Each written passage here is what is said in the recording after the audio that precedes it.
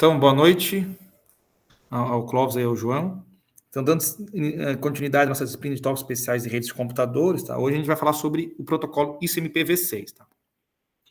Já cadastrei no Siga lá o tópico da aula de hoje, tá, pessoal? Duas coisas importantes aqui. Hoje a gente vai começar, então, a fazer as atividades do Core, né? Então, é para vocês aí baixarem a máquina virtual, para quem não baixou, instalar o VirtualBox e executar a máquina, tá? Então, tem 4 experimentos para fazer da aula de hoje, tá? Aqui na apostila da aula de hoje também tem específicos experimentos para vocês lembrarem. E eu coloquei aqui um linkzinho, tá? Que é um vídeo lá do NICBR, que ele fala dá uma introdução aqui à apostila IPv6, tá? E dá um passo a passo ali de como executar uma atividade ali no Core, tá? E como também ativar as interfaces ali com a Wireshark. Depois eu vou mostrar também aqui no final da aula, tá? Mas, então, aqui tem um videozinho também do próprio NICBR, como utilizar ali a ferramenta, tá? Mas é bem tranquilo, seguindo passo a passo. Na apostila também, no final da apostila também tem um passo a passo, tem alguns comandos que vocês conseguem utilizar, né? As ações conseguem fazer lá na ferramenta do Core, para que vocês consigam fazer as atividades, tá? Aí depois, no final da aula, eu mostro ali rapidinho como abrir e executar ali uma atividade, tá? Lembrando que a apostila aqui, pessoal, estou com ela aberta aqui, tá? Então, vocês hoje vão fazer aqui as 4 atividades iniciais, a 1.1, que é do NDP, a solicitação de vizinhança, solicitação de roteadores aqui, e aviso de roteadores, que é 1.2 e 1.3, e a 1.4, detecção de endereços duplicados. Tá? Então, são as 4 atividades iniciais, aqui, nas experiências iniciais lá da apostila do NICBR. Tá? Alguém pediu para entrar aqui, mas já desistiu. Ok? Então, vamos lá. Pessoal, então a gente vai fazer uma introdução que é o ICMP-v6, tá?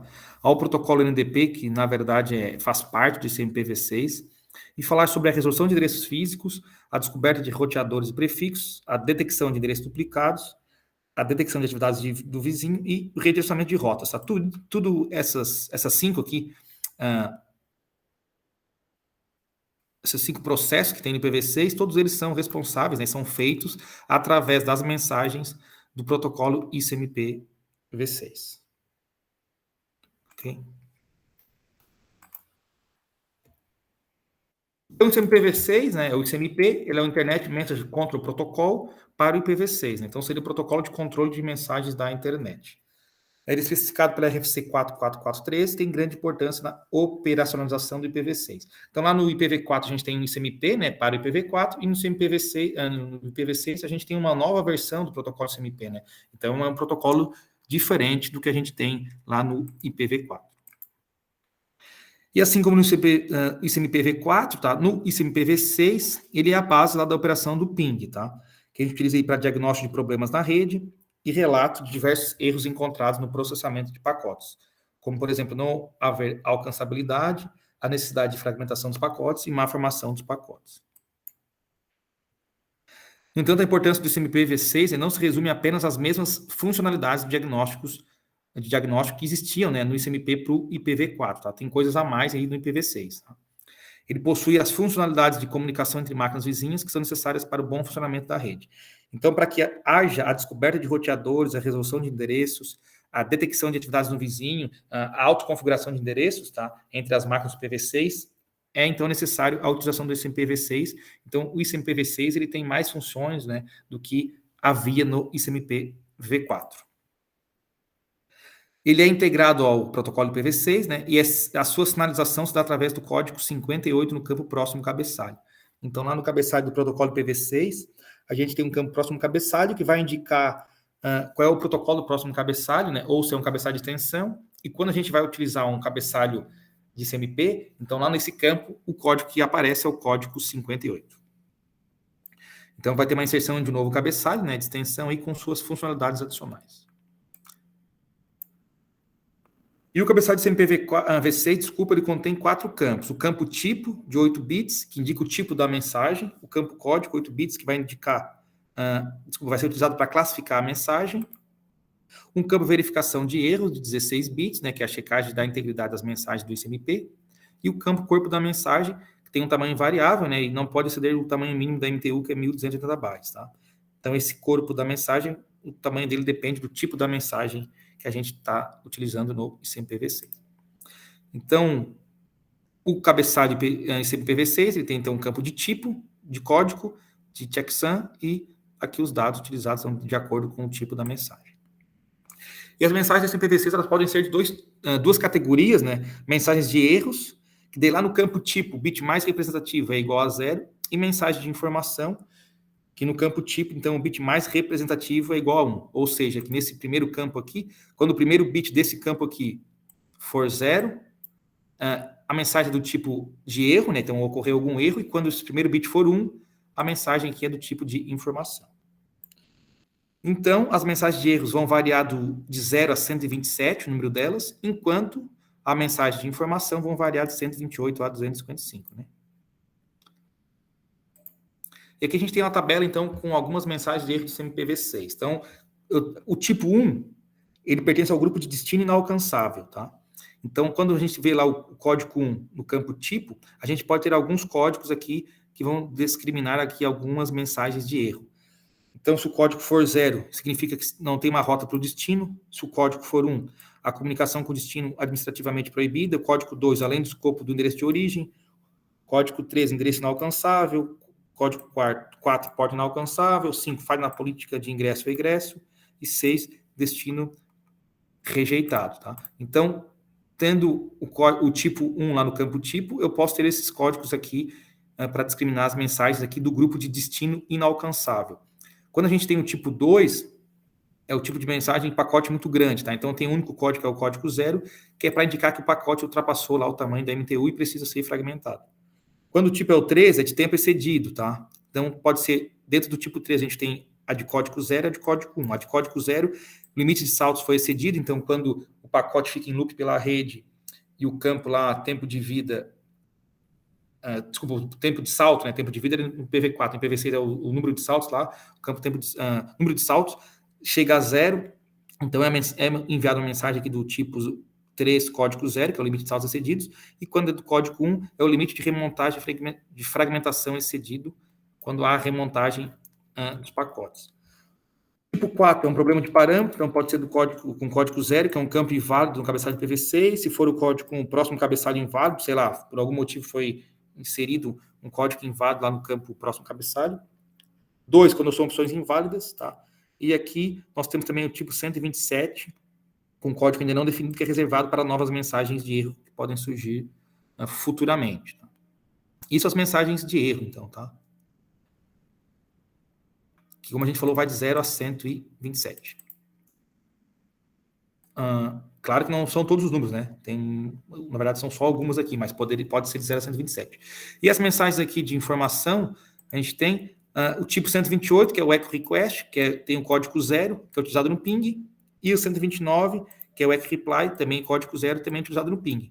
Então, essas duas aqui, a mensagem 128 e 129, é a requisição e a resposta que a gente utiliza quando a gente dá um ping nas máquinas, tá? Então, quando a gente dá o ping, o tipo da mensagem do ICMPv6 é o tipo 128 ou 129, ambas com código 0. E o tipo aqui 225 também é reservado para novas mensagens de informação que podem ser criadas futuramente. No IPv6 não existe mais, então, os protocolos ARP, né, que mapeava o endereço IP no endereço MAC, nem o HARP, que é o ARP inverso, né, que mapeava MAC no IP, e também o GMP, que era o gerenciamento de grupos multicast. Tá? No IPv6, então, não existem mais esses protocolos aqui. E tem, na verdade, um novo protocolo NDP, tá? Que não chega a ser um protocolo, mas ele é integrado a esse IPv6, né? Que é o Neighbor Discover Protocol, que é um protocolo de coberta de vizinhança, especificado pela RFC 4861 e funciona sobre o IPv6. Tá? Então, na verdade, ele não funciona de forma independente, ele funciona dentro, né, do IPv6. Então, máquinas conectadas no mesmo enlace usam o NDP para descobrir as presenças um dos outros, determinar os endereços físicos, MAC, encontrar roteadores, descobrir prefixos de redes e manter informações de alcançabilidade de vizinhos ativos. Tá? Então, aquelas funções lá que eram do ARP, antigamente no IPv4, agora no IPv6 são resolvidas, né? As questões lá de MAC e IP, né? Essa associação entre os dois pelo protocolo NDP, né? Que faz parte do IPv6. Então, no IPv4, os sistemas operacionais mantinham a tabela ARP para manter as associações entre endereços IPs e MAC. Já no IPv6, tá, o NDP em conjunto com esse IPv6, então faz essa função, e a tabela que mantém as associações entre IP e MAC é chamada de tabela de vizinhança. Então, no IPv6 a gente não tem mais o que a gente chamava, né, de tabela ARP, e sim, agora a gente tem uma tabela de vizinhança. Então, a gente, para verificar a tabela de vizinhança, no Windows, tá, a gente pode dar o comando aqui netsh, depois o comando interface IPv6 e depois o comando show neighbors, tá? Que vai apresentar, então, essa tabela de vizinhança. Já no Linux, é o comando IP-6nake, tá? Que também vai mostrar, então, essa tabela de vizinhança, que é equivalente, tá, à tabela ARP lá no IPv4. Tranquilo? Então, agora vamos entrar em falar mesmo do protocolo NDP e depois de algumas características, né, ou funções do protocolo NDP. Então, o NDP é essencial na operação de redes baseadas em IPv6, está presente nas máquinas e roteadores, tá? E é especificado na RFC 4861. Quais são as tarefas realizadas pelo NDP? A descoberta de parâmetros do enlace, autoconfiguração de endereço, a SLAC, descoberta de roteadores prefixo, resolução de endereços físicos, que antes, como eu falei, era feito pelo ARP, no IPv4, detecção de endereços duplicados, detecção de atividades no vizinho e redirecionamento de roteadores. Ele, então, não é um protocolo à parte, tá? E funciona a partir do ICMPv6, tá? É como, vamos dizer assim, entre aspas, como se fosse um módulo do ICMPv6. E possui alguns tipos de mensagens reservadas para a sua operação, tá? Então, nós tínhamos visto ali anteriormente as mensagens específicas ali do que são usadas no ICMPv6, né? E aqui são mensagens, então, do ICMPv6 que são utilizadas pelo protocolo NDP.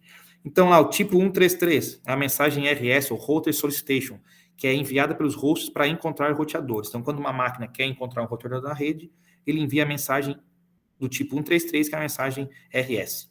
Mensagem 134, mensagem RA, Router Advertisement, que é enviada periodicamente pelos roteadores. Então, a mensagem 134, ela é uma mensagem que ela serve como resposta das mensagens RS, que são a solicitação de roteadores, ou também é enviada de tempos em tempos pelos roteadores na rede, tá? Para eles se anunciarem às máquinas que entraram na rede. Mensagem do tipo 135, a mensagem NS, ou Neighbor Solicitation, ou solicitação de vizinhos, é enviada para obter informações de vizinhança, ou seja, quando uma máquina quer obter informação, né, um PC, um host, quer obter informações de outras máquinas, outros vizinhos. E 136, que é a NA, que é Neighbor Advertisement, que seria a resposta à mensagem 135, né, que é enviada por um host como resposta à solicitação. E a 137, que é a mensagem de redirecionamento, redirect, que é enviada por roteadores para redirecionamento de rotas. Tá? Então, as mensagens RS, elas são utilizadas por máquinas que desejam encontrar roteadores na sua rede local e descobrir o prefixo que é usado no processo de autoconfiguração do endereço global. A gente vai ver nas próximas aulas sobre o SLAC, que é a autoconfiguração de endereço das máquinas, tá? E para que isso ocorra e funcione, é necessária a troca de mensagens RS e RA, tá? Então, as mensagens de RA são enviadas pelos roteadores como resposta às mensagens de RS e também são enviadas periodicamente pelos roteadores para anunciá-los na rede. As mensagens de NS então, são enviadas por algum host na rede que deseja obter informações sobre o outro vizinho, e as mensagens de NA são enviadas como respostas a essas mensagens de NS. Então, se uma máquina quer descobrir informações sobre roteadores, são feitas trocas de mensagens RS e RA. E quando uma máquina quer uma informação sobre vizinhos, sobre outros hosts, né, são as mensagens aí NS e NA que são trocadas. Então, as mensagens NS e NA podem ser trocadas entre hosts quando há necessidade de realizar 3 tarefas. Então, quando um host quer fazer a resolução de endereços físicos, que antigamente era trabalho do protocolo ARP, né, agora não é mais, mas então quando uma máquina, um host, ele quer descobrir qual é o endereço MAC de um vizinho, ele precisa, então, haver a troca de mensagens NS e NA. Quando ele quer fazer a detecção de endereços duplicados, para ver se o endereço que ele vai atribuir a sua interface já existe ou não na rede, para que não haja uma duplicação de endereço IP. E também a detecção de vizinhos, né? A atividade no vizinho, para ver se um vizinho está ou não ativo. Então, esses 3 processos aqui são feitos com a troca de NS e mensagens NA. Então, a gente vai ver aqui cada um desses tipos de processo, né? A primeira delas é a resolução de endereços físicos. Então, como é que funciona no IPv6 a resolução de endereços físicos, né? Em outras palavras, como é que um host descobre o endereço físico através do endereço IP. Então, a gente sabe que o endereço IP é o endereço lógico, que é atribuído nas interfaces pelo sistema operacional, e ele vai identificar, então, a máquina de forma única, né, dentro da rede, independente da tecnologia de rede utilizada. Então, no contexto de uma rede local, a comunicação ocorre com base no endereço físico, tá? Esse endereço é o MAC, que é atribuído às interfaces eletronicamente no momento da sua fabricação. E as tecnologias de redes não têm conhecimento da existência do endereço IP, né? Então, todo o pacote da camada de rede ele precisa passar por encapsulamento de um quadro antes de ser enviado pela interface de rede. Então, a comunicação ocorre com base nos endereços físicos, né? A baixo nível, a comunicação ocorre através do endereço MAC, não do endereço IP. Então, no IPv4, a resolução desses endereços lógicos e endereços físicos era feita pelo protocolo ARP, usando as mensagens de broadcast para todas as máquinas, né? E o SO, então, criava a tabela de associação entre o IPv4 e o MAC, que era a tabela ARP. Já agora, no IPv6, como eu falei anteriormente, essa resolução de endereços lógicos e endereços físicos é feita pelo NDP, através da troca de mensagens ICMPv6 do tipo 135, que são as mensagens NS, e as mensagens ICMPv6 tipo 136 são as mensagens NA, né? Então, solicitação de vizinhos e anúncio de vizinhos. E nessa, então, o sistema operacional vai manter uma tabela de vizinhança com a associação dos IPv6 e MAC, que a gente chama agora, não mais de tabela ARP, mas sim de tabela de vizinhança. Então, aqui tem um esqueminha de como funciona a resolução de endereços físicos, tá? É bem simples. Então, aqui um PCA, ele quer descobrir, ele quer mandar uma informação, né, aqui para o PCB, para o host B, só que ele tem que descobrir qual é o endereço MAC, né, desse host B. Então, ele vai criar aqui uma mensagem em IPv6, do tipo 135, né, que é a mensagem de NS, de solicitação de vizinhança. No campo IP de origem, ele vai colocar o próprio IP dele, né?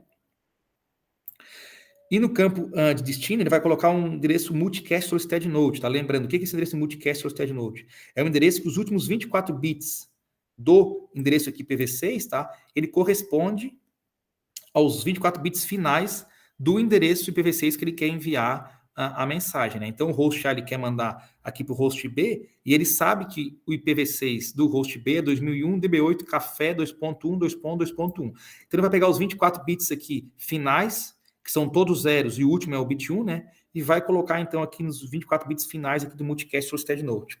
Para que isso? Para que quando essa mensagem entre aqui na rede, somente a máquina que tem os 24 bits finais que casem, né, com esses 24 bits aqui do multicast solicited node, responda para o PCA, né? Para que não haja, então, respostas, de repente, maiores, né? Para que os outros não precisem processar esse pacote. Ok? Porque no ARP, antigamente, pessoal, era um broadcast, então todo mundo tinha que pegar o pacote, processar e verificar se o pacote era não para ceiling, né? Nesse caso aqui, não. Então, somente realmente as máquinas que os últimos 24 bits finais vão casar exatamente com o que está aqui. Então, isso já vai praticamente, numa rede, ser algo único, né? Dificilmente vai ter mais de uma máquina numa rede que os 24 bits finais são iguais. Nessa mensagem, além disso, ele vai colocar aqui no campo target o IP, né, do destino que ele quer enviar, 2008 DB8 café 1 2.2.1, então que é o endereço IPv6 aqui do destino que ele quer alcançar.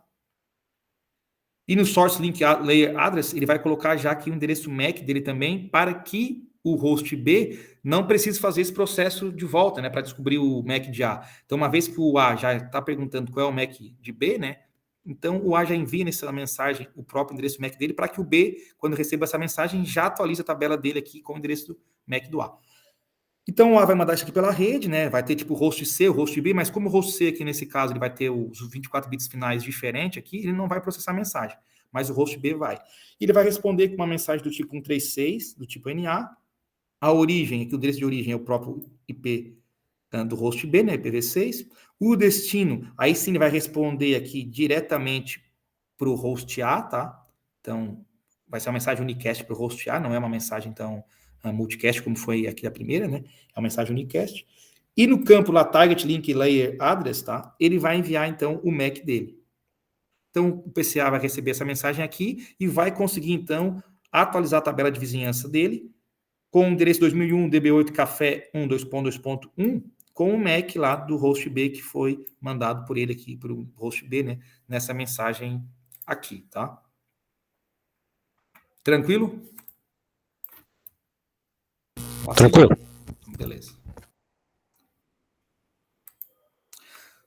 Um outro processo, pessoal, que tem a descoberta de roteadores prefixos, tá? Então, a gente vai ver depois ali que, nas próximas aulas, que as máquinas conseguem se autoconfigurar, né?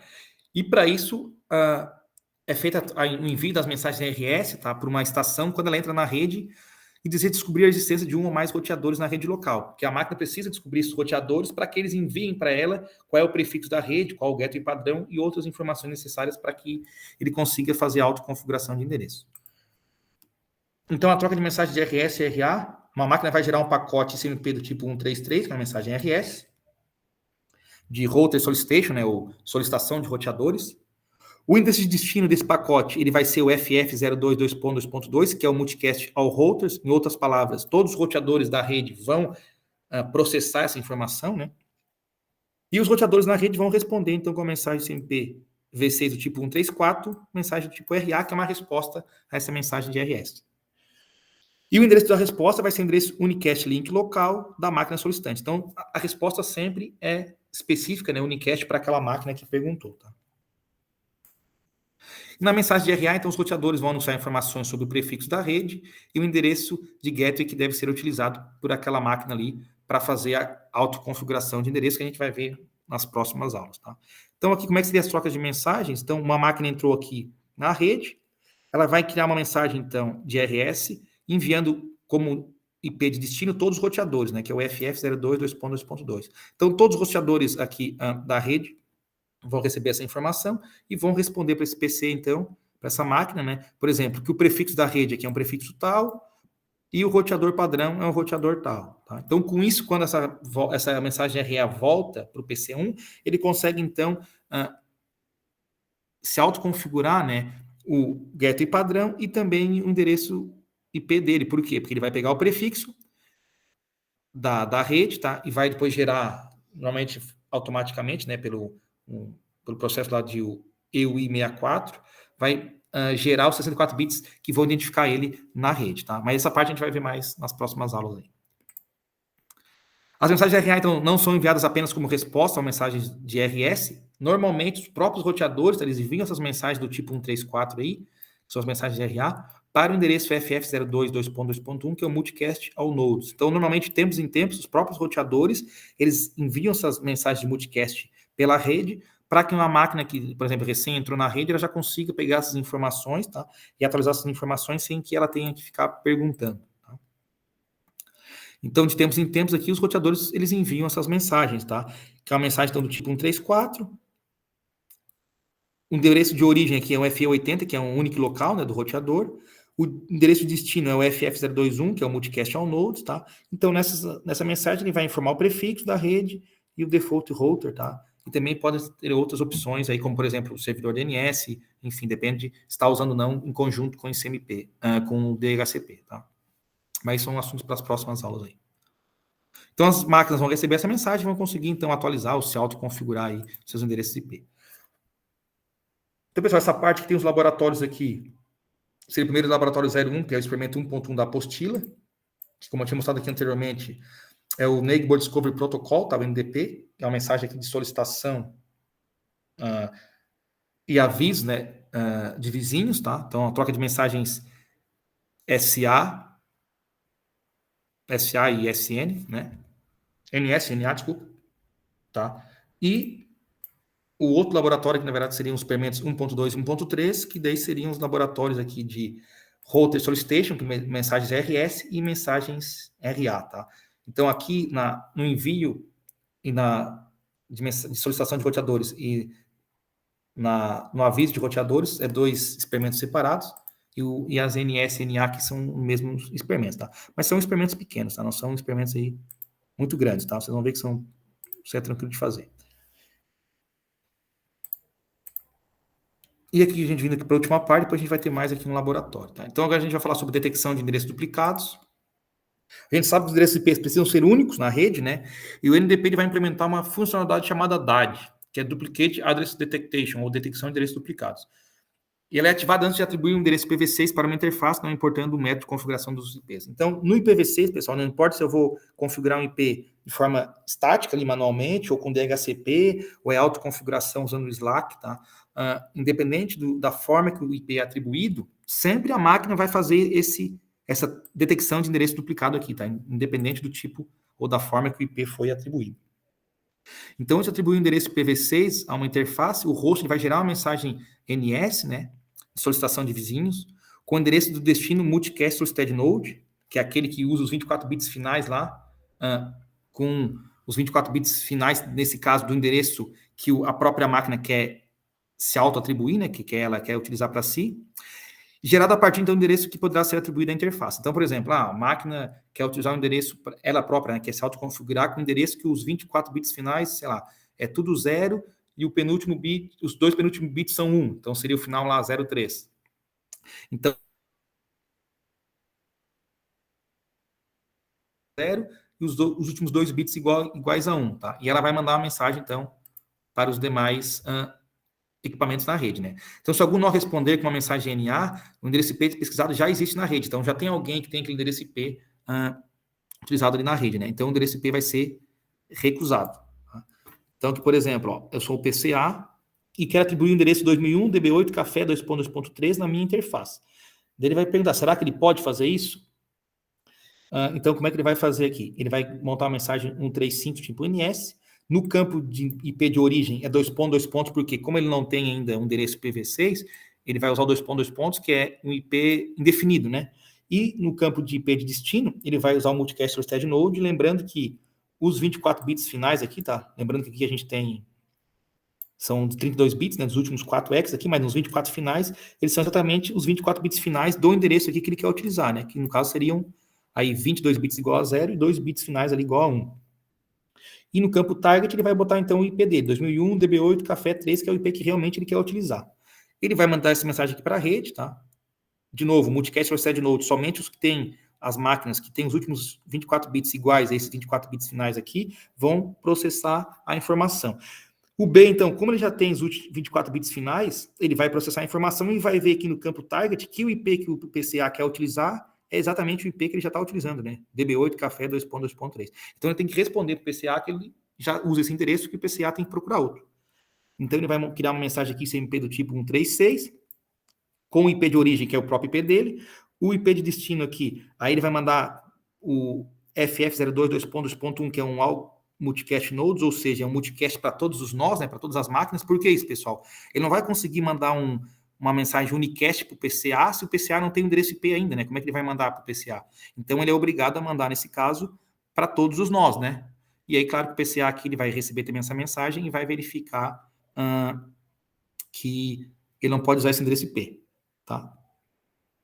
E aqui também no target link address ele já envia também o endereço MAC aqui dele, para daí o PCA já pode também, se ele quiser, já atualizar a tabela de vizinhança dele com o IP do host B e o MAC do host B.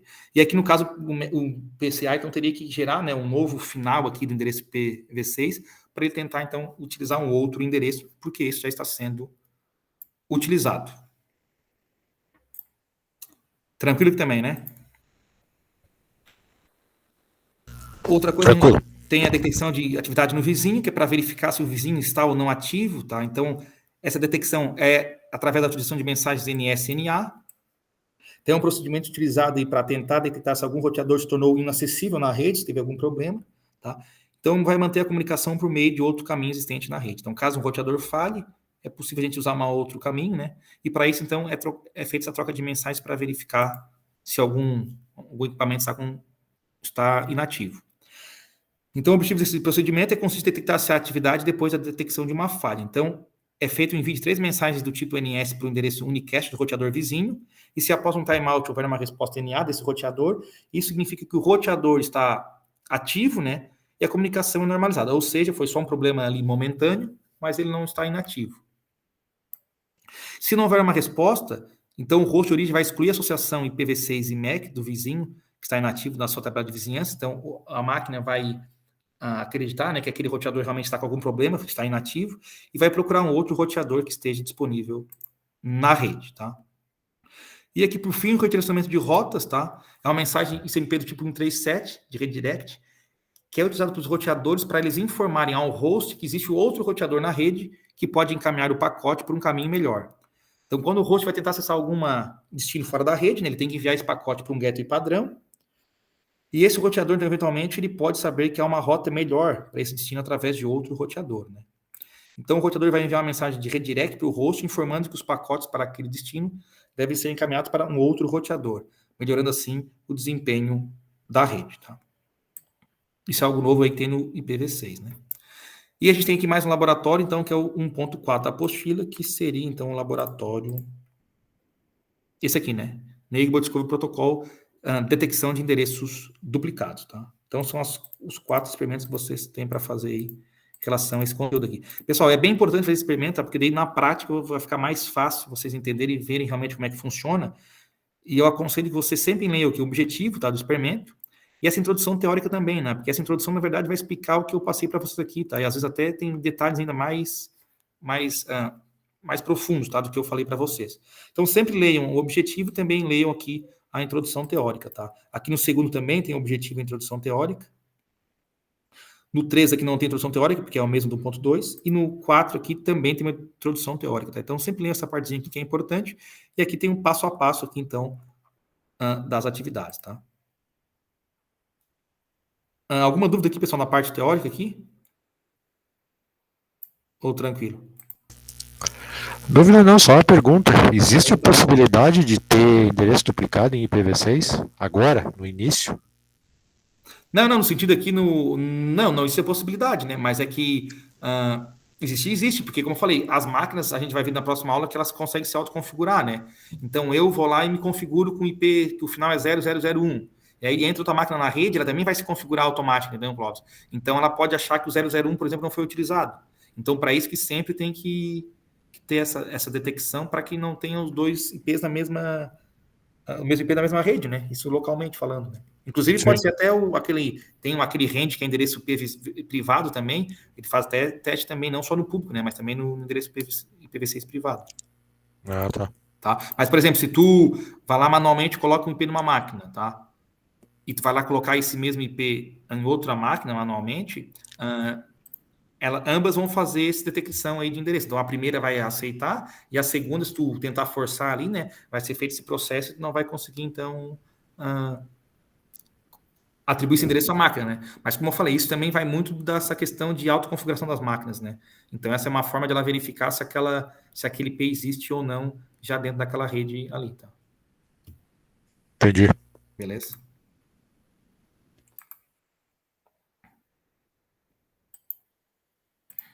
Porque, como eu falei aqui, vamos voltar aqui, ó, a máquina, sei lá, ela vai receber ali os prefixos. Ó, vai receber esse prefixo aqui, né? Então, todo mundo vai ter esse prefixo inicial e só o final aqui que vai ser atribuído pela própria máquina, por exemplo. Normalmente é feito aquele algoritmo lá, pseudo-algoritmo aleatório para criar os 64 bits finais. Então, claro, é difícil acontecer de ser o mesmo, né? Mas pode acontecer de ser. Então, por isso que é importante e tem sempre essa detecção aí, tá?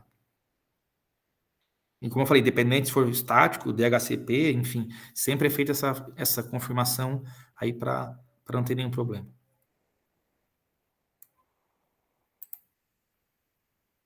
Mais alguma pergunta? Tranquilo. Sim, tranquilo. Pessoal, então, aqui, ó, então só vou mostrar aqui. Então, só que é a nossa máquina virtual, tá? Então, é bem tranquilo para fazer as atividades, tá? Vocês vão entrar aqui sempre no Core, tá? Vão abrir o Core. Vão aqui no File Open, tá? Isso aqui que eu tô fazendo também tem lá naquele vídeo lá que eu postei lá o link. E aqui já tem todas as atividades, tá? Os experimentos, ó. Então, lá na apostila vocês vão fazer do 1.1 a 1.4. Então, tá aqui, ó. 01, 02, 03, 04. São esses 4 primeiros aqui, tá? Então, vou abrir aqui o primeiro, ó. Cliquei, abri. Já abriu aqui as duas máquinas. Sempre vocês têm que apertar no botão aqui Start Session, tá? Session para iniciar a sessão. Vai ficar aqui verdinho ao redor, depois vai sumir, ó. Quando sumiu, já está... A simulação já está correndo. E vocês vão seguir o passo a passo na apostila. Normalmente é assim, ó, escute a interface tal do PC A e a interface do PC B. Então, como é que é isso aqui? Clique no direito em cima da maquinazinha aqui, vem aqui no Wireshark, ó, e já aparece aqui a interface Ethernet 0 da máquina, né? Então, vocês clicam aqui, ó, já vai abrir o Wireshark, ele já vai estar escutando a interface ETH0 do host A. Façam a mesma coisa para o host B, o Wireshark, também vai estar escutando aqui a interface, tá? E depois vocês vão dar os comandos em cada uma. Ele vai falar, abra aqui o bash na máquina ali, né, para fazer, dê 2 cliques aqui em cima também, ó, dá 2 cliques também, já abre o bash aqui, e vai dar lá os comandos, sei lá, o ping, enfim, ping alguma coisa. E aí vocês vão seguindo aqui, e quando vocês vão fazendo o ping aqui, mandando, por exemplo, ping 2000, 1 DB8 2.2.10. Desculpa que é ping 6, né? Tá, vai mandar o ping. E quando você fizer isso aqui, se você voltar lá no Wireshark, ó. Pera aí.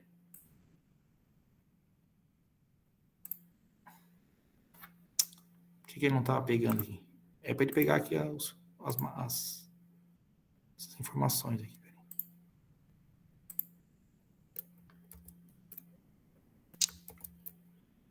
Opa. É que eu não tô nem com... Vou ver o que ele manda fazer aqui. Pera aí. Deixa eu parar aqui. Ô, meu filho, para. Não tô conseguindo pegar o Ctrl+C dentro da... Aqui, peraí. É que eu tinha pingado para mim mesmo, né? Por isso não tá aparecendo. Eu tinha feito um ping para mim mesmo, daí não ia aparecer na interface, né? Então, quando a gente dá o ping para outra máquina, aparece já aqui no Wireshark as mensagens, depois vocês vão ter que verificar, tá? Claro que aqui eu tô dando os ping só para vocês verem, tá? Então, normalmente sempre vai ser assim os laboratórios, tá? Vocês primeiro vão ter que abrir o Wireshark na interface específica, que fala ali na apostila qual interface vocês têm que estar escutando, né?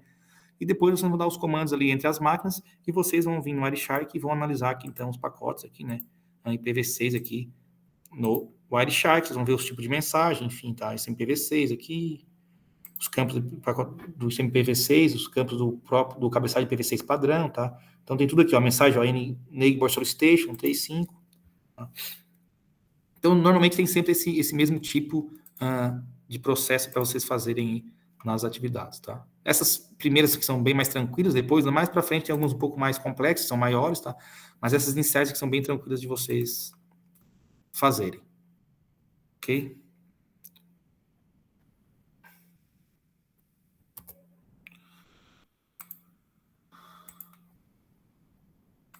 Mais alguma dúvida, pessoal? Não, tranquilo. Só fazer. Já chegou a baixar, né, Clóvis? Já. Tá. Tá bombando.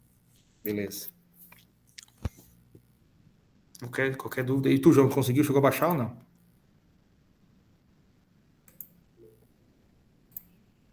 Beleza. Pessoal, vocês vão ver que é bem tranquilo, tá? Vocês também já estão nessa fase, já são alunos mais veteranos, né? Então vão levar bem de boa, é bem tranquilo usar. A apostila ali é bem passo a passo mesmo, tá? É bem assim, receita de bolo, vai aqui, vai lá, vai em tal interface, dá tal comando, então tem os comandos um a um, tá? Não, é bem tranquilo de executar. E é bem interessante vocês verem na prática, vocês veem realmente a troca de mensagens ali do IPv6, que é diferente, né? Do IPv4, enfim, os campos também. Dá para ter uma ideia bem legal aí do funcionamento aí do IPv6. Esses arquivos do Wireshark tu consegue exportar, né? Do Wireshark consegue. Tem até o TC Dump ali também, né? Eu nunca cheguei a usar o TC Dump, mas também tem a opção de tu jogar pro TC Dump ali. Mas o Wireshark tu consegue. Depois pega ali, tem a opção de exportar os arquivos. E tu consegue filtrar também, né? Quer filtrar só o IPv6, porque mais para frente vai ter um monte de mensagens vai ser trocadas, né? Então, às vezes, tu consegue filtrar ali mais específico alguma coisa, né? Ah, tá. Tem algumas expressões que tu consegue filtrar ali, tem umas expressões que tu filtra pelo destino, pela origem, enfim, dá para te fazer uns filtros melhores ali. Pra brincar, né? Aham.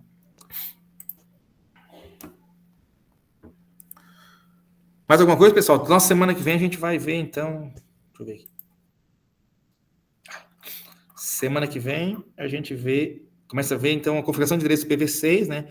Vamos ver a autoconfiguração Slack e a configuração manual. E daí, na outra semana, a gente vê sobre o DHCP V6.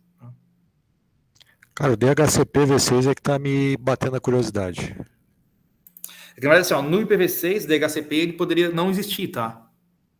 Não era obrigatório, como tem autoconfiguração de endereços ali, não precisaria ter o DHCP V6. Mas ele é utilizado ou da forma full, que é como era usado no IPv4, né? Ele dá todas as informações de endereçamento, ou ele é usado em conjunto ali com o Slack para só fornecer informações adicionais, como, por exemplo, o servidor DNS, servidor de tempo, tá? Algumas informações opcionais, tá?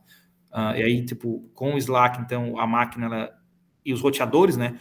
Ela consegue configurar o endereço de rede, o gateway padrão, com a autoconfiguração, que a gente vai ver. E essas questões de DNS, servidor de tempo, enfim, outros tipos de servidores, poderia ser acessado através de um servidor DHCP, né? Então tem essas duas opções aí. Mas poderia ser algo, como é que vamos dizer? O DHCP seria algo, poderia não existir no IPv6, tá? Na verdade, ele foi criado para resolver problema, né? Ele ficou herdado, mas não é Sim. obrigatório, né? No IPv6 não seria obrigatório. Então, acho que na prática, provavelmente vai ser utilizado mais com essa questão de informações adicionais, né? De DNS e etc. Fazer esse tipo de informação. Mas dá para usar dessas formas aí, né? Ele sozinho ou ele em conjunto. Porque se tu usar ele, por exemplo, full, que nem Daí, tu usa no IPv4, tu pode inventar qualquer rede, né? Pode inventar qualquer prefixo de rede ali. sim. Uhum. E aí depois para frente o restante quem dá é a máquina, mas a tua rede tu que inventa Sim, Daí, os prefixos ali. o DHCP ali, o stateful, que a gente chama, ele tem o stateless e o stateful, né? O stateless, ele não mantém o estado das máquinas ali. Seria só mais essa parte de opcionais, né? DNS, enfim. E o stateful ali seria como é o DHCP PV4, né? Ele vai mandar informações de prefixo, de gateway, enfim, tudo mais que precisa para... Aí o roteador ele não busca as informações, desculpa, a máquina não busca as informações do roteador ali com aquelas mensagens de RS e RA, né? Ele vai buscar direto no DHCP, tá? Tipo, ele vai mandar uma mensagem RA, que é a solicitação de roteadores, RS, desculpa, e aí o roteador vai mandar uma RA dizendo que ele não tem essas informações de endereçamento da rede, e ele precisa buscar então isso no DHCP. Aí a máquina vai e busca no servidor DHCP. Se for o full, né? Sim. E se for o outro, não. Se for o mesclado, vamos dizer assim, o roteador vai responder ali com o prefixo, o gateway, e vai informar que para mais informações, como DNS, ele deve buscar no outro endereço, que é o servidor do DHCP. Né? Tá. Tranquilo. É isso então, pessoal. Então, deixa eu parar de gravar aqui. Senão fica um vídeo